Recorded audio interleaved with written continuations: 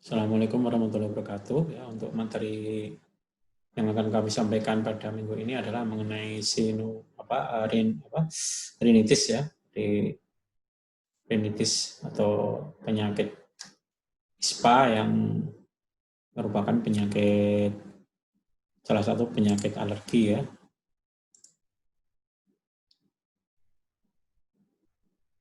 Ya, jadi rinitis itu sendiri adalah penyakit yang terjadi ya pada hidung ya, sebenarnya terjadi pada hidung. Namanya rinitis, jadi terjadi pada hidung yang ditandai dengan rhinore ya, yang ditandai dengan rhinore. Kemudian rhinore itu adalah cairan bening pada hidung. Kemudian hidungnya itu gatal ya, atau pruritus ya. Kemudian hidungnya tersumbat. Kemudian drainase postnasal ya, jadi atau adanya dahak ya, dahak yang keluar ya, meler ya. Kemudian gejala-gejala pada hidung itu juga disertai dengan gejala pada mata atau okuler ya. Mata atau okuler ya, ini seperti matanya merah ya, gatal, dan dapat diperburuk dengan perkembangan atau adanya sinusitis. Jadi minggu kemarin kan sudah membahas tentang sinusitis ya. Jadi radang pada sinus ya, pada hidung bagian dalam. Jadi rhinore ini berkaitan erat dengan penyakit sinusitis. Kemudian bentuk yang paling umum dari rinitis ini terjadi sebagai respon terhadap alergen. Alergen itu adalah suatu senyawa yang menyebabkan alergi ya. Ada juga yang disebabkan karena peradangan atau inflamasi, itu bisa juga ya. Di sinusitis itu menyertai rinitis juga ya. Kemudian jenis-jenis rinitis itu ada dua ya. Pertama rinitis akut ya. Kedua rinitis kronik ya. Rinitis akut itu penyebabnya yang pertama karena ada pengaruh hormonal ya pada kehamilan ya. Jadi ada pengaruh hormonal pada kehamilan. Kemudian bisa juga disebabkan karena hipotiroid ya, atau terlalu sedikitnya tiroid. Kemudian infeksi ya, ini yang paling sering terjadi ya, infeksi bakteri ya, infeksi virus dan infeksi jamur. Jadi ini jamur bakteri sama virus itu bisa juga menyebabkan rinitis ya. Kemudian karena obat ya, karena minum obat tertentu ya. Misalnya kalau obat itu obat-obat yang sering menyebabkan rinitis ya, misalnya amoxicillin ya misalnya. Kemudian yang keempat adalah rinitis iritan. Ya, rinitis iritan itu karena suatu senyawa tertentu ya, yang disebut alergen ya, misalnya debu ya, misalnya debu itu juga suatu penyebab dari rinitis ya. Faktor risiko untuk rinitis adalah pertama adalah penurunan imunitas tubuh ya, atau penurunan daya tahan tubuh. Ya, jadi daya tubuhnya itu turun ya. Kemudian yang kedua itu karena paparan debu ya. Jadi orangnya mungkin melakukan aktivitas dia di luar rumah yang debunya banyak ya. Kemudian bisa juga asap ya. Jadi asap pabrik misalnya. Jadi di kota-kota besar itu sering terjadi rinitis ya, karena memang di kota-kota besar itu banyak asap dan debu ya, terutama kalau di dekat pabrik, asap ya. Atau gas yang bersifat iritatif ya, misalnya kita bekerja di laboratorium ya, mungkin bekerja dengan zat misalnya kloroform ya, mungkin iritatif ya, mungkin etanol ya, itu juga iritatif ya. Gas-gas yang mudah menguap itu pada umumnya ya bisa bersifat iritatif ya, dan implikasinya salah satu efek negatifnya adalah timbulnya rinitis. Kemudian yang kedua itu rinitis kronis ya, rinitis kronis. Rinitis kronis itu adalah suatu reaksi alergi ya, reaksi alergi yang persisten. Ya. Persisten itu berlangsung lama ya, persisten dan intermiten. Ya. Jadi intermiten dan persisten itu artinya reaksi itu berlangsung lama ya, kadang-kadang sembuh ya, kadang-kadang kumat lagi ya. Jadi bisa berbulan-bulan ya. Makanya dinamakan kronis ya, karena memang sifatnya itu persisten ya. Kemudian yang kedua, ada juga yang dinamakan non alergik ya. Jadi rinitis kronis itu ada yang alergik dan non alergik ya. Non alergik misalnya karena penyakit polip ya. Penyakit polip itu kita tahu ya, penyakit pada hidung ya. Jadi hidungnya ada semacam apa namanya itu massa ya, atau massa yang menyumbat hidung ya. Kemudian idiopatik ya. Idiopatik itu maksudnya keturunan ya. Tentunya keturunan. Kemudian ada penyebab lain ya, misalnya vasomotor atau adanya eosinofil, ini jarang terjadi ya. Kebanyakan memang disebabkan oleh idiopatik ya, atau anatomik. Kemudian rinitis yang ketiga itu rinitis virus ya, rinitis virus. Rinitis virus itu ada beberapa jenis ya. Yang pertama adalah common cold ya, atau sering kita namakan pilek ya, atau selesma ya. Jadi sebenarnya pilek itu termasuk rinitis ya. Pilek yang banyak dialami oleh orang itu sebenarnya adalah rinitis yang penyebabnya itu memang apa namanya itu virus ya, virus. Selesma, common cold ya, pilek ya, itu namanya rinitis simplex ya, yang penyebabkan adalah virus. Dan seperti kita tahu ya, virus itu mudah sekali menyerang lewat apa namanya itu percikan air ludah atau droplet ya, droplet atau percikan air ludah di udara ya. Beberapa jenis virus itu yang sering menyebabkan rinitis misalnya adenovirus ya, dan picovirus ya. Jadi ini penyebab pilek ya, atau common cold ya. Kemudian yang kedua rinitis influenza ya. Jadi memang agak rancu ya istilah antara influenza ya dengan common cold itu rancu ya. Sebenarnya mirip-mirip ya, cuman ini penyebab apa namanya itu virusnya itu beda ya. Virusnya itu beda antara rinitis influenza ya dengan rinitis simplex itu virusnya beda, tapi sama-sama virus sebenarnya. Dan gejalanya pun hampir sama ya. Jadi rinitis influenza dengan rinitis simplex itu ya gejalanya hampir sama.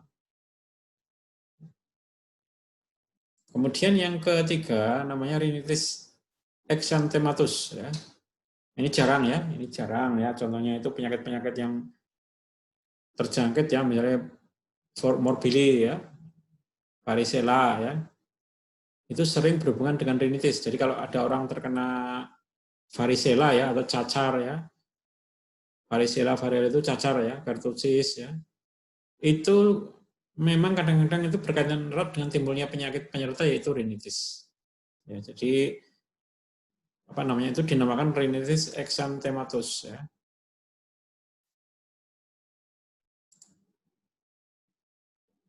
Kemudian yang keempat itu rinitis yang disebabkan oleh bakteri ya. Yang pertama adalah rinitis bakteri primer ya, yang disebabkan oleh beberapa bakteri ya, seperti Pneumococcus ya, Streptococcus dan Staphylococcus ya. Dan yang kedua rinitis bakteri sekunder ya, merupakan akibat dari infeksi bakteri pada rinitis virus akut. Jadi ini timbulnya bakteri itu adalah proses kedua setelah virusnya itu masuk. Jadi awalnya orang terkena rinitis virus ya, kemudian bakteri ikut masuk ya. Jadi ini penyakitnya itu double komplikasi ya sebenarnya antara virus dan bakteri ya. Tapi lebih menonjol dikatakan sebagai rinitis bakteri sekunder. Kemudian yang ketiga yang agak jarang adalah rinitis difteri ya, atau penyebabnya adalah bakteri Corynebacterium diphtheri ya. Dan ini cukup penyakit yang cukup berbahaya ya.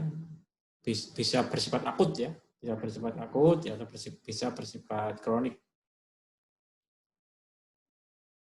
Kemudian rinitis difteri ini kemungkinan terjadi karena penderita itu tidak menerima imunisasi dengan baik. Jadi karena imunisasi difteri itu masuk dalam program paket imunisasi DPT ya. Difteri pertanos tertusis seharusnya itu sudah diberikan sejak awal-awal ya, usia balita ya, tapi mungkin tidak diberikan atau mungkin kurang efektif ya, akhirnya muncul rinitis difteri ini. Dan rinitis iritan ya, jadi rinitis iritan itu jenis kelima ya, cukup banyak ya jenis rinitisnya ya. Rinitis iritan ini disebabkan oleh debu ya, disebabkan oleh debu atau paparan asap ya. Jadi sudah saya singgung tadi ya, bahwa rinitis itu bisa disebabkan oleh debu ya, atau asap ya, debu-debu pabrik atau asap ya, asap pabrik ya. Jadi misalnya di daerah perkotaan ya, itu banyak sekali ya polutannya, yaitu termasuk asap ya, debu ya, kemudian asap yang banyak itu kendaraan bermotor ya yang mengeluarkan asap ya, yang membuat udara itu polusi ya. Kemudian ada juga bisa juga zat-zat kimia tertentu ya. Jadi kalau kita bekerja di lab ya, kemudian di lab itu ada beberapa zat yang sangat mudah menguap ya, misalnya formalin ya, amonia ya, bisa juga H2SO4 ya yang ada di lemari asam itu ya. Atau mungkin alkohol ya, atau etanol, itu dapat menyebabkan reaksi rinitis ya kalau orangnya nggak tahan ya. Kemudian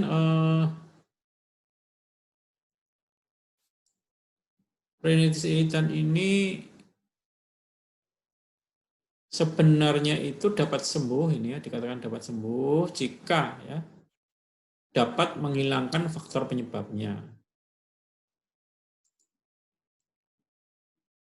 Kemudian bagaimana cara mengobati rinitis ya, atau penata laksanaannya atau treatment rinitis ya, rinitis akut ya. Yang pertama adalah kita istirahat yang cukup ya, agar daya tahan tubuh kita itu meningkat ya, membaik ya. Kemudian untuk membantu juga daya tahan tubuh yang baik ya, atau meningkatkan imunitas, juga mengkonsumsi makanan minuman yang bergizi atau sehat ya.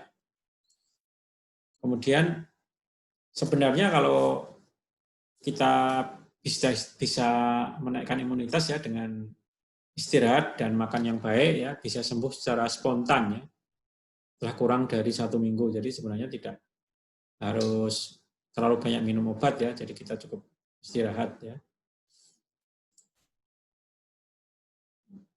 Terapi obat ya, jadi tata laksananya kan ada 2 ya, tata laksana non obat ya atau non farmakologi ya, dan tata laksana obat atau tata laksana farmakologi ya. Nah, untuk demam ya seperti biasa ya diberikan antibiotik ya, seperti paracetamol ya, ibuprofen ya. Jadi kalau paracetamol itu cocok untuk bayi ya.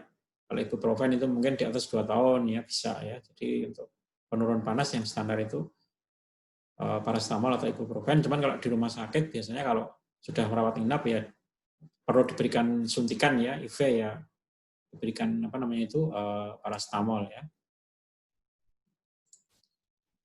Kemudian dekongestan ya, atau obat yang melegakan nafas ya, bisa juga diberikan ya untuk melegakan nafas ya, untuk mengurangi sekret. Jadi kalau hidungnya itu lega ya, terbuka ya, otomatis dahak itu bisa keluar ya, sehingga pasien lebih nyaman ya. Kemarin sudah kita singgung ya ini ya, pseudoephedrine ya. Pseudoephedrine itu yang oral ya, fenilpropanolamin ya, kemudian juga namanya PPA ya, fenilpropanolamin itu juga oral ya, yang diminum ya, atau yang dihirup ya, misalnya ephedrine dan sebagainya. Jadi yang nasal ya, dekongestan nasal ya. Itu terapi obatnya ya. Kemudian yang ketiga diberikan untuk rinitis difteri ya, diberikan obat-obat antibiotik ya, misalnya penisilin dan sebagainya ya, ampicillin, amoxicillin ya. Kemudian untuk secara umumnya ya, untuk rinitis ini jika penyebabnya itu bakteri, ya, tadi kan sudah kita singgung bahwa salah satu penyebab dari rinitis itu selain virus, debu itu bakteri ya. Bakteri kan mestinya harus diobati dengan antibiotik ya. Sebenarnya antibiotiknya ini cukup simpel ya. Yang pertama diberikan antibiotik yang paling umum ya, itu amoksisilin. Ya. Kalau alergi dengan amoksisilin ya bisa juga diberikan eritromisin, atau mungkin sifatroxil. Jadi pilihannya cukup banyak ya. Amoksisilin, ya, eritromisin atau sifatroxil. Ya, jadi ini antibiotik golongan beta-lactam ya. Kemudian untuk edukasi ke pasien ya,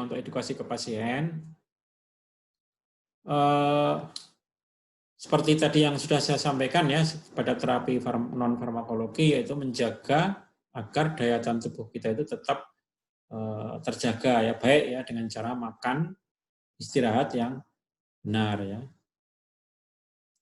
Dan yang kedua, mencuci tangan ya. Jadi seperti yang sering kita dengar ya, untuk edukasi ke pasien mencegah COVID-19 itu lebih, kita disarankan untuk lebih sering mencuci tangan ya, karena tangan kita itu kalau menyentuh hidung ya itu berisiko sekali ya. Kalau tangannya ada virusnya ya nanti berisiko. Kemudian memperkecil kontak dengan orang yang terinfeksi ya, atau istilahnya itu physical distancing ya, menjaga jarak. Karena kalau penyebabnya itu virus, itu mudah sekali menular lewat droplet ya, mudah sekali menular lewat udara ya. Kemudian menutup mulut ya ketika batuk atau bersin. Jadi kalau batuk atau bersin itu biar dropletnya tidak menyebar ya, itu di mulutnya ditutup. Kemudian mengikuti program imunisasi. Jadi imunisasi itu salah satu cara ya untuk mencegah ya rinitis yang disebabkan oleh virus ya, seperti influenza tadi ya. Influenza itu kan rinitis yang disebabkan oleh virus ya. Kemudian vaksinasi MMR ya, untuk mencegah rinitis tadi ya, yang apa namanya itu, rinitis karena morbili tadi ya, bisa dicegah dengan vaksinasi ya, MMR atau influenza. Saya kira ini vaksinasi ini sudah sangat umum ya. Kalau influenza itu biasanya tidak wajib ya, tapi kalau MMR itu sudah banyak sekali dilakukan ya. So, kemudian itu untuk rinitis akut, ya untuk rinitis kronis ya. Rinitis kronis itu